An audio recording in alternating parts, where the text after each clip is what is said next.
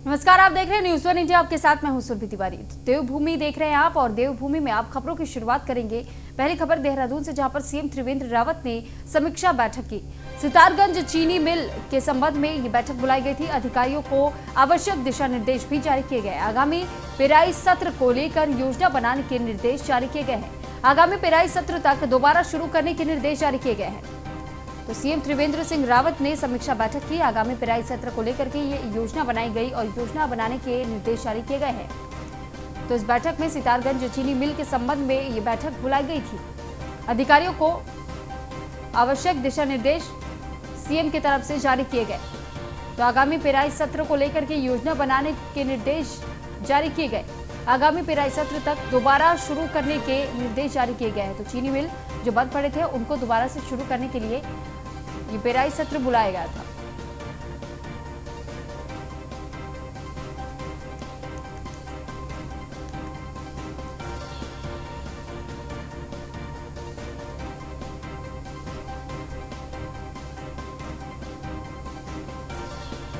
तो सीएम त्रिवेंद्र सिंह रावत ने समीक्षा बैठक की और इस बैठक में तमाम अधिकारी भी मौजूद बताए जा रहे थे। सितारगंज चीनी मिल के संबंध में ये बैठक बुलाई गई थी और इस बैठक में आगामी पेराई सत्र को लेकर के चर्चा की गई।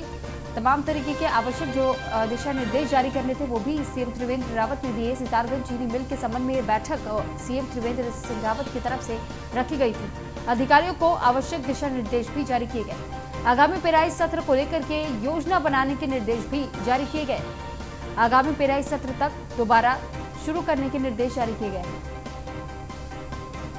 तो ये चीनी मिल बताई जा रही है जिसके तहत ये बैठक बुलाई गई थी। समीक्षा बैठक थी सितारगंज में चीनी मिल के संबंध में ये बैठक बुलाई गई। तो अधिकारियों को आवश्यक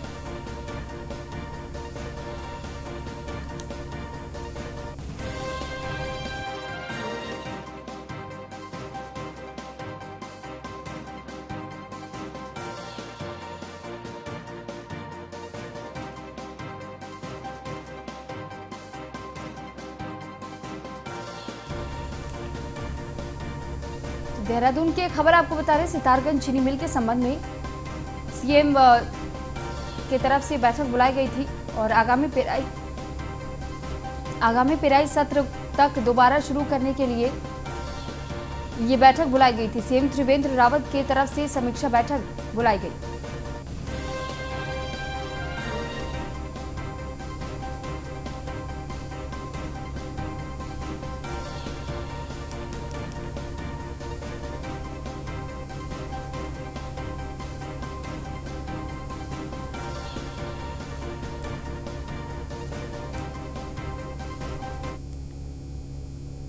तो हरिद्वार में एक दिन के लिए सृष्टि बनेगी उत्तराखंड की सीएम। बालिका दिवस पर विकास योजना की समीक्षा करेंगी। 24 जनवरी के दिन उत्तराखंड की सीएम बनेंगी सृष्टि। कई विभागों के अधिकारी सृष्टि को योजनाओं पर प्रेजेंटेशन देंगे। हरिद्वार के गांव दौलतपुर की रहने वाली है सृष्टि। सीएम त्रिवेंद्र रावत ने मुख्यमंत्री बनने की मंजूरी दे दी है। तो मुख्यमंत्री बनाने की मंजूरी सीएम त्रिवेंद्र रावत की तरफ से मिल चुकी है। दौलतापुर की रहने वाली सृष्टि बताई जा रही है जिनको एक दिन के लिए सीएम बनाया जाएगा और इनके समक्ष तमाम योजनाओं पर प्रेजेंटेशन भी अधिकारियों की तरफ से दी जाएगी। तो एक दिन के लिए सृष्टि उत्तराखंड की सीएम बनेंगी और बालिका दिवस पर विकास योजनाओं की समीक्षा करेंगी सृष्टि।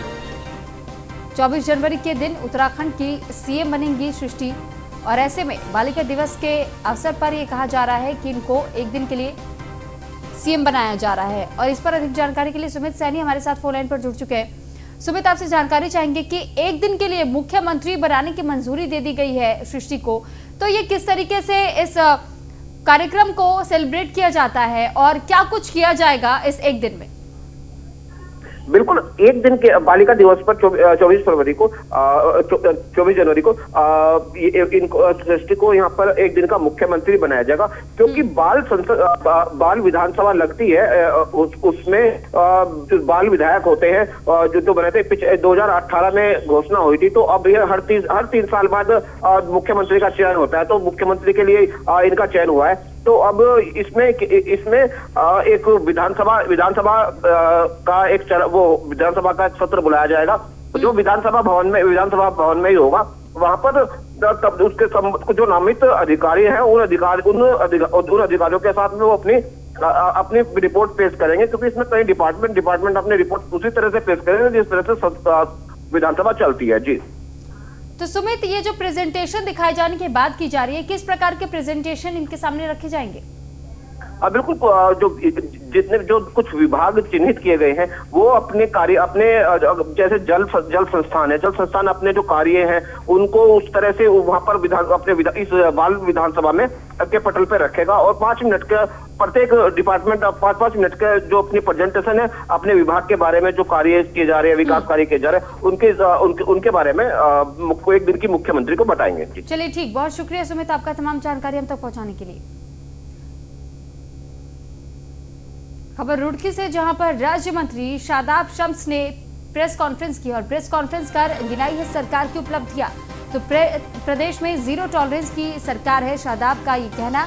प्रदेश में ईमानदारी से काम हो रहा है और किसी भी भ्रष्ट अधिकारी को बख्शा नहीं जाएगा। तो प्रेस कॉन्फ्रेंस कर सरकार की उपलब्धियां गिनाने का काम यहां पर किया गया। तो राज्य मंत्री शादाब शम्स ने प्रेस कॉन्फ्रेंस बुलाई थी। कुछ नहीं था, उनका दौरा था। जो अल्पसंख्यकों के योजनाएं चल रही हैं या जो विकास कार्य वो लोग करा रहे हैं, माननीय मुख्यमंत्री का आदेश था, उसकी जांच व्यवस्था में वो लोग आए थे। और हम सुबह से जहाँ जहाँ कार्य चल रहा है उन अधिकारियों के साथ व उन गाँव वालों के साथ मिलकर कोई अगर समस्या है या कोई चीज़ गलत चल रही है उसको सही करने के लिए जाँच कर रहे हैं। तो राज्य मंत्री के तरफ से रुड़की में प्रेस कॉन्फ्रेंस की गई और इस प्रेस कॉन्फ्रेंस में शादाब शम्स की ये प्रेस कॉन्फ्रेंस थी, जिसमें ये बताया गया कि किस तरीके से इस बार की सरकार ने काम किया है। तो उपलब्धियों को गिनाने का काम इस प्रेस कॉन्फ्रेंस में किया गया है और प्रदेश में किस तरीके से जीरो टॉलरेंस नीति को अपनाया जा रहा है, इस बात पर भी चर्चा की गई राज्य मंत्री शादाब शम्स की तरफ से। तो किसी भी भ्रष्ट अधिकारी को बख्शा नहीं जाएगा। अब तक जिस तरीके से भ्रष्टाचार के जो तमाम केसेस सामने आते रहते थे, इस पर भी राज्य मंत्री ने बात की और प्रेस कॉन्फ्रेंस में यह भी कहा कि जो भी अगर भ्रष्टाचार में लिप्त पाया गया तो उन अधिकारियों के खिलाफ कड़ी कार्रवाई भी की जाएगी। और प्रदेश में किस तरीके से जीरो टॉलरेंस नीति को अपनाया जा रहा है उस पर भी उन्होंने चर्चा की। तो रुड़की की खबर आपको बता रहे हैं और रुड़की में राज्य मंत्री शादाब शम्स ने प्रेस कॉन्फ्रेंस बुलाई थी। इस प्रेस कॉन्फ्रेंस के दौरान उन्होंने सरकार की उपलब्धियां गिनाई हैं। प्रदेश में जीरो टॉलरेंस की सरकार है, तो शादाब शम्स का ये कहना, राज्य मंत्री है शादाब शम्स, इन्होंने प्रेस कॉन्फ्रेंस के दौरान ये तमाम बातें कही हैं। तो किसी भी भ्रष्ट अधिकारी को बख्शा नहीं जाएगा। इस पर अधिक जानकारी के लिए सुनील पटेल हमारे साथ फोन लाइन पर जुड़ चुके हैं। सुनील जी, सबसे पहले मैं आपसे यही जानना चाहूंगी, इस प्रेस कॉन्फ्रेंस में और क्या कुछ कहा गया सरकार की उपलब्धियों को गिनाते हुए? जी बिल्कुल बताना चाहूंगा, जिस तरीके से आज जो है शादाब शम्स यहाँ पर जो राज्य मंत्री यहाँ पर रुड़की में प्रेस कॉन्फ्रेंस करने के लिए पहुंचे थे, उन्होंने वही अपनी जो सरकार की उपलब्धियां है वो गिनवाई है, जो उन्होंने कार्य किए हैं और गिनवाए हैं। लेकिन जिस तरीके से उन्होंने अपने कार्य गिनवाए हैं तो उसी को लेकर के जब उन्होंने पत्रकार से पूछा कि कोई भी सवाल जवाब हो तो वो कर लीजिए, तो जब पत्रकार ने सवाल किया तो पत्रकार सवाल से वो बचते जा रहा है, क्योंकि एक रुड़की से लंडोरा का रोड है जो कि बदहाल हालत में पड़ा हुआ है और वहाँ के जो विधायक है वो चौथी बार अपने विधायक बने हैं, लेकिन उसकी उस सड़क की हालत ऐसी भी बदहाल हालत में वो सड़क बनी हुई है। तो उसको उन्होंने घुमाते हुए बताया कि शादाब शम्स जी ने बताया है कि जो कोरोना काल आया था उसकी वजह से वो सड़क अभी तक नहीं बन पाई है, लेकिन कोरोना काल को देखे जाए तो अभी 1 साल भी नहीं हुआ है, पूरा आए हुए हैं। और जिस तरह से उन्होंने अपनी बातों को घुमाया तो उसको देखना ये है कि जो उन्होंने कार्य करा दिए हैं सरकार ने, तो सरकार के कार्यों की उपलब्धियां तो उन्होंने गिनवा दी है, लेकिन और सवालों से बचते जा रहा है। वहीं मैं आपको बताना चाहूंगा, तो रुड़की के नगर निगम के मेयर है भाजपा से गौरव गोयल, उनके विषय में भी एक मामला चल रहा है, एक महिला के खिलाफ तहरीर दी थी। तो उसके बाद जो है अब उन पे एक आरोप और लग रहे हैं नाला गैंग के, कि नाला गैंग के अंदर मामला ये आ रहा है कि कुछ उनके अपने जाने माने लोग हैं जिनके उन्होंने अकाउंट में जो है नगर निगम से पैसा दे रहे हैं, इनकी कुछ सैलरी दे रहे हैं, जबकि काम वो करते नहीं है।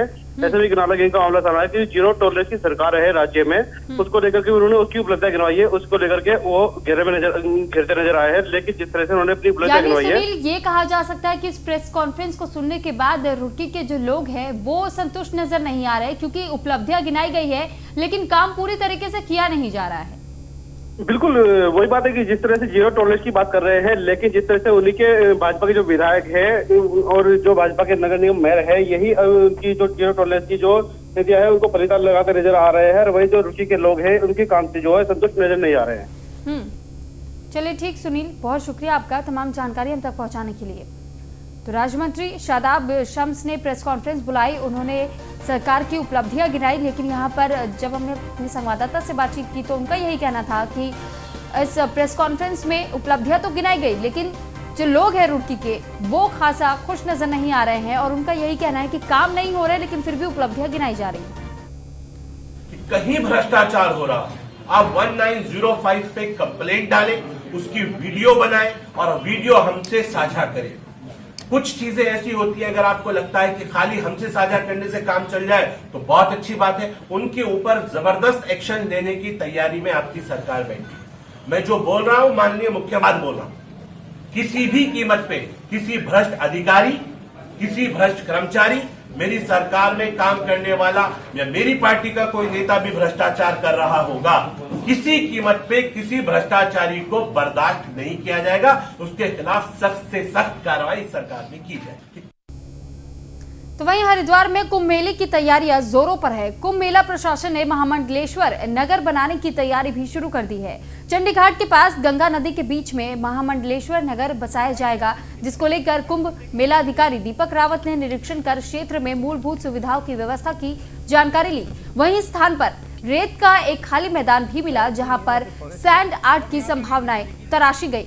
इस दौरान दीपक रावत ने बताया कि यहां पर थोड़े समय से ही महामंडलेश्वर नगर की सभी तैयारियां पूरी कर ली जाएगी। सबसे अच्छी बात तो ये है कि जो यहाँ पे ज़मीन है पहले से ही अच्छी लेवल्ड है, अच्छी कंडीशन में है।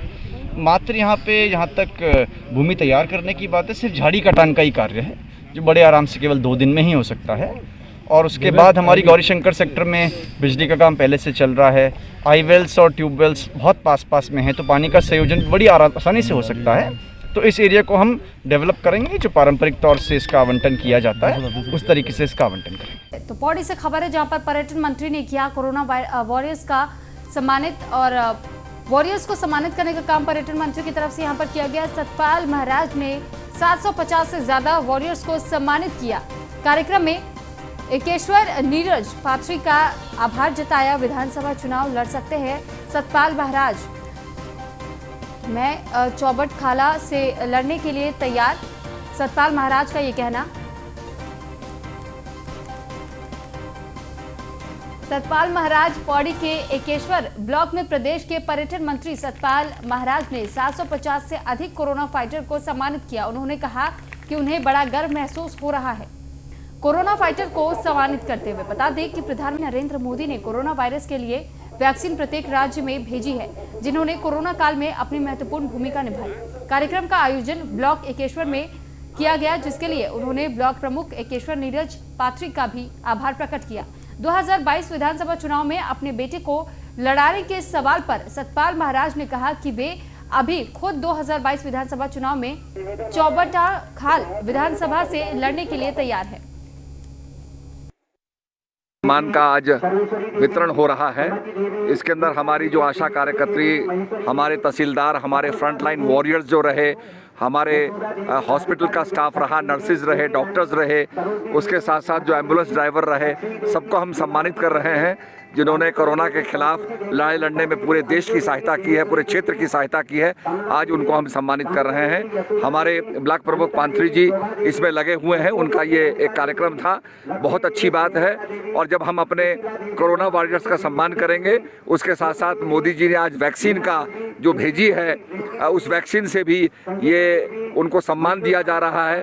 कोरोना वॉरियर्स को पहला उसका इंजेक्शन लगेगा ताकि वो सम्मानित हों, और इसके साथ साथ देश के अंदर कोरोना से लड़ाई लड़ने में एक बहुत बड़ी ये सम्मान समारोह जो है, ये बहुत बड़ा एक सहायक होगा इसमें लड़ाई के अंदर। सम्मान का आज वितरण हो रहा है। ये जब कोरोना में जो है कोरोना शुरू हुआ और 22 तारीख से इसके बारे में जब चर्चाएं हुई, जैसे कि जो है सबसे पहले जनता कर्फ्यू जो है शुरू हुआ, और इसके बाद मैंने जो है 22 से और 30 तारीख तक जो है अपनी एकेश्वर ब्लॉक में 10 न्याय पंचायतें हैं, और 10 न्याय पंचायतों में मैंने 10 डॉक्टरों की जो है टीम बनाई, और उन लोगों को जो है 10 न्याय पंचायतों में पूरी टीम के हिसाब से जो है हमने भेजा। और भेजने के बाद हमने जो लोग बाहर गाड़ियों में जाने के लिए जो प्रतिबंधित हो गया था, तो जो लोग दवाइयाँ नहीं ला पा रहे थे उनको हमने दवाइयाँ उनके घरों पे उपलब्ध कराई। उसके बाद मैंने सोच लिया था एक मन में कि जो लोग हमारी फ्रंट लाइन में, स्वास्थ्य विभाग हो गया, आशाएं हो गई, आंगनबाड़ी हो गई, राजस्व विभाग हो गया, ग्राम सभा प्रधान हो गए हमारे, तो मैंने सोचा था कि जो है ये लोग बिल्कुल इस कार्यक्रम में लगे हुए हैं, तो निश्चित इन लोगों को जो है हमें सम्मानित करना चाहिए कि भविष्य में आगे ये लोग जो हैं बढ़ चढ़ कर हम जनता की जो है सेवा। हरिद्वार के मंगलौर क्षेत्र में ईंट भट्टे कोल्हू संचालक प्रदूषण नियंत्रण के नियमों का उल्लंघन खुलेआम कर रहे हैं। टायर रबड़ के अलावा अन्य रबड़ का दूसरा वेस्ट भी ईंट भट्टे कोल्हुओं में खुलेआम जल रहा है। मंगलौर क्षेत्र में कई ईंट भट्टों को कोल्हुओं पर भारी मात्रा में रबड़ पड़ी है, तो प्रदूषण नियंत्रण बोर्ड ईंट भट्टों को प्रदूषण मुक्त करने में फेल साबित हो रही है। रबड़ सप्लायर टायर के अलावा अन्य रबड़ का दूसरा वेस्ट ईंट भट्टों को बेचकर लाखों कमा रहे हैं।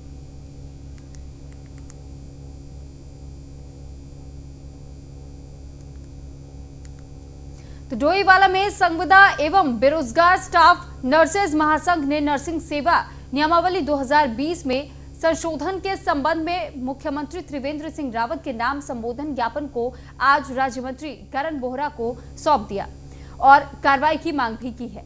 तो महासंघ के पदाधिकारियों का कहना है कि उत्तराखंड राज्य बनने के बाद से वो संविदा के तहत स्वास्थ्य विभाग में कार्य करते आ रहे हैं। उनके द्वारा कम वेतन में भी नए राज्य में कार्य करते समय अपना कार्य ईमानदारी से किया है। कोरोना महामारी के दौरान भी उन्होंने पूरी निष्ठा से कार्य किया, लेकिन अब नए नर्सिंग के पद पर सृजित होने के बाद उनको नियमितीकरण की बजाय नई नियुक्तियों की जा रही है। सरकार ने अभी वैकेंसी निकाली है, 1238 पद जो है नर्सिंग के निकाले हैं सरकार ने। तो उसमें सरकार क्या कर रही है कि जो पुराने लोग हैं उन लोगों के लिए उसमें कोई प्रावधान नहीं है।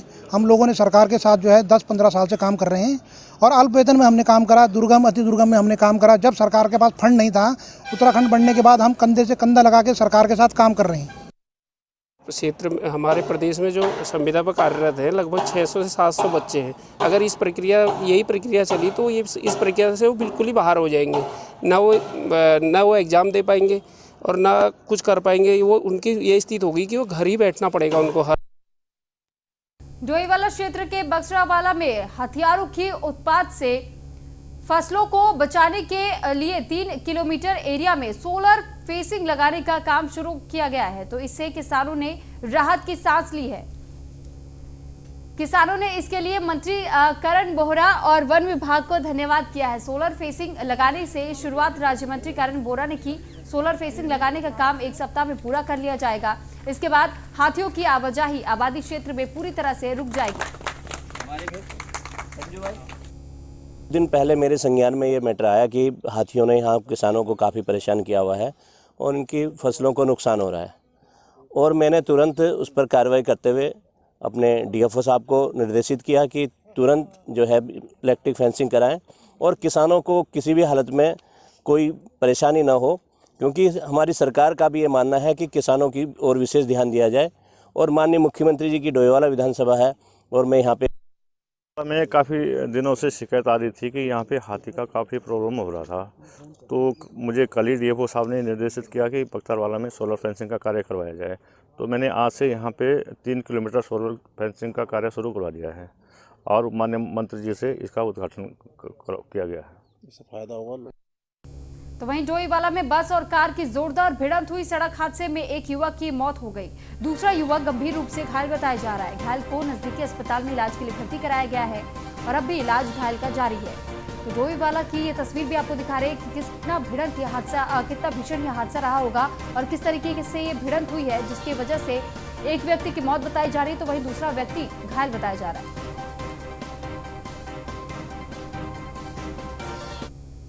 काशीपुर में कांग्रेस ने धरना प्रदर्शन किया, पुतला दहन कर विरोध जताया है। युवाओं को कांग्रेस ज्वाइन के लिए प्रोत्साहित किया जा रहा था। बेरोजगारी और महंगाई के विरोध में लगाए गए नारे, तो कृषि कानून को लेकर बीजेपी पर निशाना भी साधा गया। युवाओं को कांग्रेस ज्वाइन के लिए ये प्रोत्साहन किया जा रहा था। अगर कांग्रेस बूथ कांग्रेस का अभियान काशीपुर विधानसभा में संचालित करने का काम किया है, मैं बहुत बधाई देता हूं और ये प्रयास निश्चित रूप से रंग लाएगा और 2022 में काशीपुर में कांग्रेस का परचम लहराएगा। देखिए, हम लोग बूथ को मजबूत करने के लिए निकले हुए हैं। बूथों की बैठक भी अलग ले रहे हैं और घर घर जाने का अभियान चला रहे हैं और ये लगभग 4-5 महीने में पूरा हो जाएगा। सभी फिलहाल देवभूमि में इतना ही। आप बने रहिए न्यूज़ 1 इंडिया के साथ। नमस्कार।